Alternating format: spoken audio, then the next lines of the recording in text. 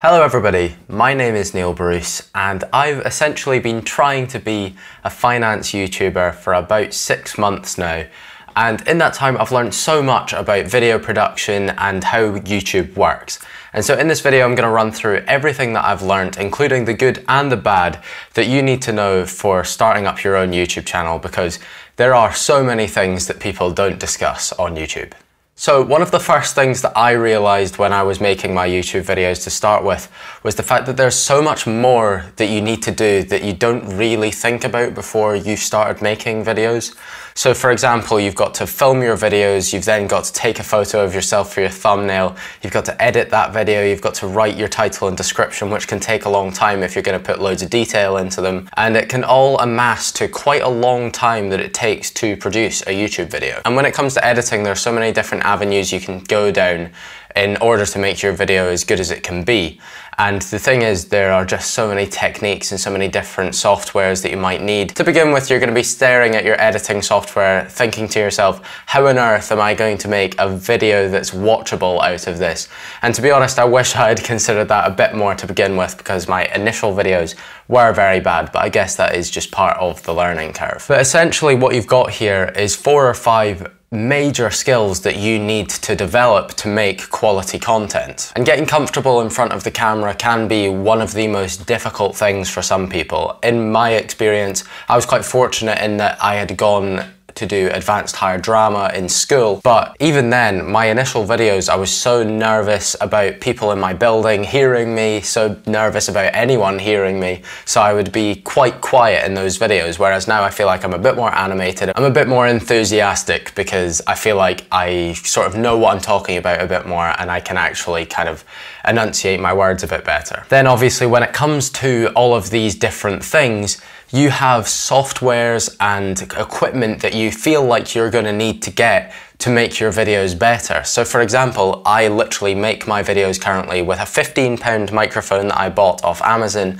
and my smartphone that I just use day to day. I've also got a tripod that I think cost about £8 as well. And it's always in the back of your mind when you start making your YouTube videos that, you know, these things need to be upgraded for your content to get upgraded. But even then, at the end of the day, when it comes to actually getting clicks on your videos, it's the thumbnail and title that matter the most. It doesn't matter what your video looks like when it's clicked on. It's all about what it looks like before it's clicked on, what it looks like to the user when they're scrolling down their feed and they're seeing loads and loads of different videos.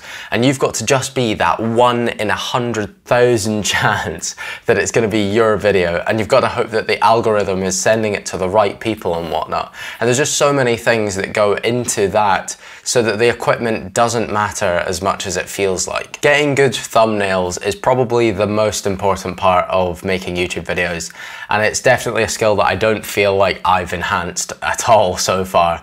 So hopefully in the future that's something I can work on and get better at. But at the end of the day, what you need to focus on is making your videos as good as your thumbnails, so that if you do end up smashing your thumbnails out of the park, they are clicking on that video and then not clicking off immediately, because then the YouTube algorithm will absolutely shaft you, because your click-through rate will be okay, but then your watch time will be very low. Another completely different aspect of YouTube is the expectations that you have going into it. So for me personally, I made my channel at the start of this year, and I thought by the end of 2021, I would love to have 100 subscribers.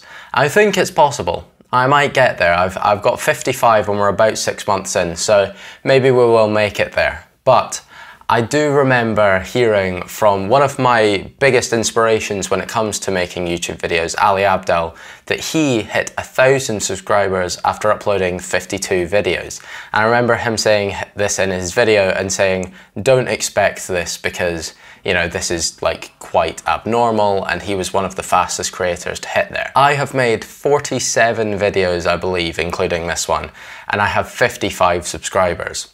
And as much as I try to not let this get to me, or I try not to think about the fact that I'm growing quite slowly, it still does. You know, you see these figures and it does hurt a little bit that you've put this much effort in and it feels like nothing. It sounds really stupid, I know, because, you know, this is a choice that I made. I started this YouTube channel, no one else did.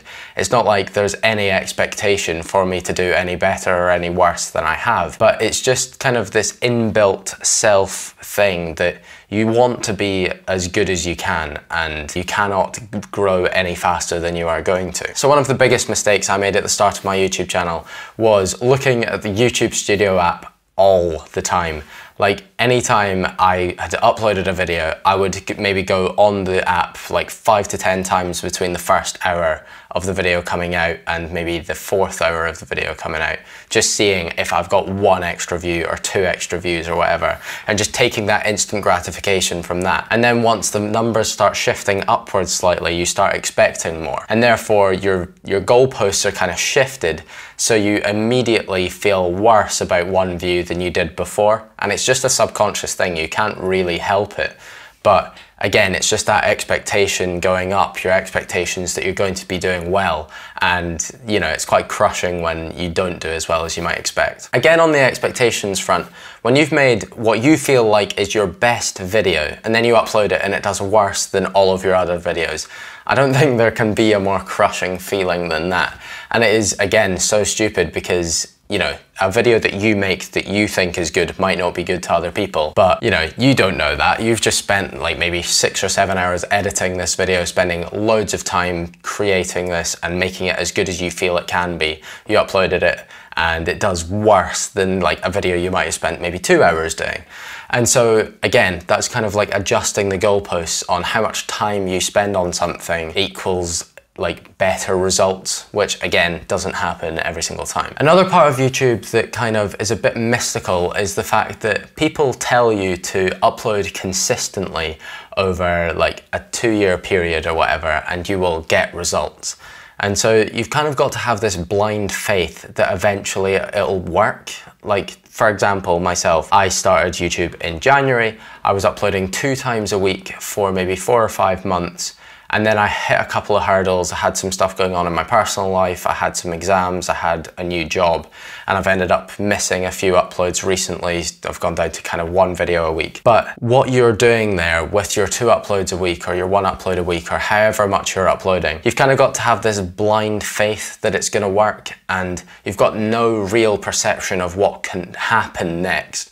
You know, you're kind of uploading these videos and nothing really is going on, so you have no indication of whether it's going to get better or worse or whatever. And I do understand this piece of advice. You know, if you upload twice a week for 2 years, by the end of that you will have picked up so many different skills and you will be better in front of the camera, like inevitably. You'll get better at editing and you'll hopefully throughout that period have amassed some money from other things to invest into equipment to make your videos better. So I have no doubt that by the end of a 2-year period you will get better at making YouTube videos. Whether you will see results for it, I am not sure. Like, that is just something that you can't really control. But to end this video on a more positive note, I do feel like I have gained so many different skills from making these YouTube videos that I just wouldn't have even considered getting otherwise.